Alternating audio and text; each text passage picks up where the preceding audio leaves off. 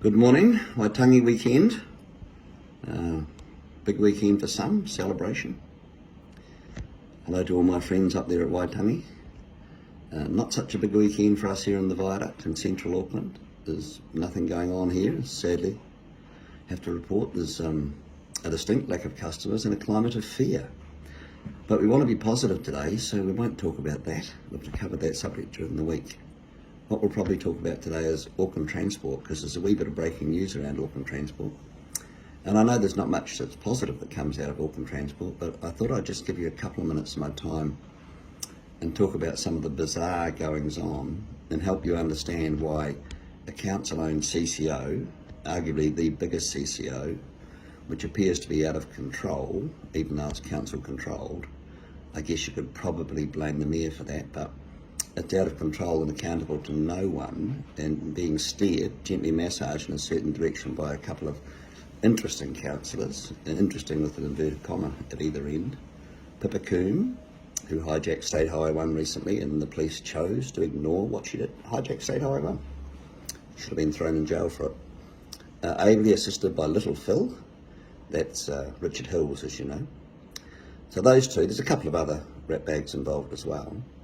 But what I want to talk about today, I'll just go, actually I'll talk about the structure of Auckland Transport first, because they're quite interesting. That they have, they're very top heavy. That'll come as a surprise to you. Their budget's 38 billion, for the next 10-year budget, 38 billion, so carve that up and call it 4 billion a year. Their chief executive is a guy called Shane Ellison, who has retired, he's resigned, go and do something else. It's unclear what he did do when he was at Auckland Transport, but he's decided to go somewhere else. But I thought you'd find it interesting to know that there's 14 members of their executive team, 14 members who paid more than the mayor. Now the mayor in Auckland gets about 300 grand. 300 grand is a lot of money, let's make that absolutely clear, it's a lot of money, but it's far too much if you're thinking about what Phil Goff is worth. He's not worth half that. In fact, he's not even worth a half of that. But he gets paid 300 grand, and he is occupying the second most important job in New Zealand. Yet he has 14 members of Auckland Transport who are paid more than him. And it is bizarre. Some of their roles, I've got a piece of paper in front of me describing their roles. They are extraordinary. $350,000 for a head of transformation. Bit of Google whatever it's called, gobbledygook there. 350,000 for a head of transformation. Can't understand it myself. Can't see where the value is. But anyway, they're currently working with central government on this new $14 billion light rail to the airport project, which is really a light rail project across two suburbs, Mangere and Mount Roskill, both very poor, or relatively poor. Mangere in particular, very poor suburb. And they're saying now the cost could balloon out to 24 billion. So 14 to 24. We all know that by the time it gets activated, which will be about 10 years' time, I'll put an end to it by the way, but in theory it could be 10 years' time, the 24 will become $44 billion. And they've just announced today that every house along the way that's within walking distance of one of the 20 odd stations, I think it's 20 stations, will have an extra one-off levy, a targeted levy. It's just a rate increase, let's be clear about that. They can call it a targeted levy. It's a rate increase, but every house, and there's 20 houses involved within short walking distance of the various stations along the way, across the two suburbs, every house gets a $1,000 a year targeted levy. So the average rates go up from $3,500 to $4,500, 35% increase, 35% increase, say it one more time. And that's combined with the 40% increase that Goff has allowed for in the 10-year plan. Now these are poor people. This is Struggle Street, and this is the bad end of Struggle Street. This is Māori and this is Pacifica. This is not pretty. This is $1,000 a head for something we don't need that has no business plan. $1,000 a home. This is an absolute betrayal of the people of Mangere and Mount Roskill. And it's aided and abetted by Michael Wood and William Seal, the respective members for each of those electorates. It is a disgrace. Meantime, I can't believe this today, talk about give you low-hanging fruit and make themselves easy targets. I pick up this morning's paper, and you won't believe it, Auckland Transport, the company, the entity, the CCO that's destroyed the inner city of Auckland, Albert Street, Pitt Street, K Road, Tamaki Drive, Queen Street. They're a sea of orange cones. Quay Street, Custom Street, orange cones for Africa. You want a growth opportunity?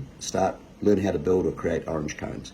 Anyway, these clowns from Auckland Transport, and I say clowns, disrespectful to the real clowns out there working the circuses. These are real clowns, these ones I'm talking about, Auckland Transport. These buffoons, that's the word I was looking for, buffoons.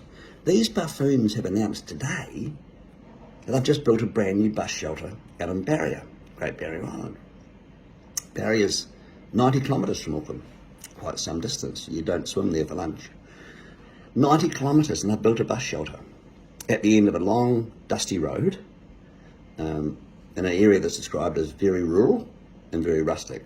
That means nobody lives there, in case you didn't know. That's how you interpret that. They've built a bus shelter.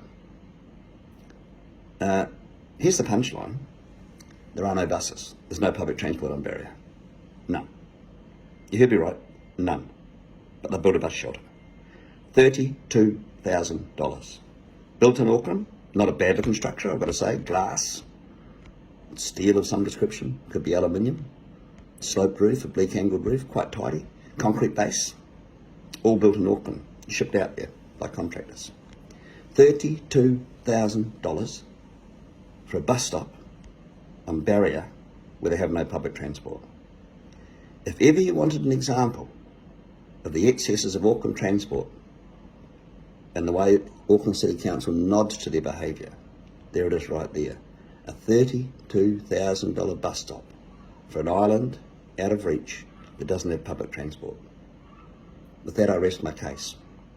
But clearly the message here, is that you need a mayor who understands business and who makes these CEOs accountable to you, the ratepayers, and a mayor who knows how to spend your money responsibly.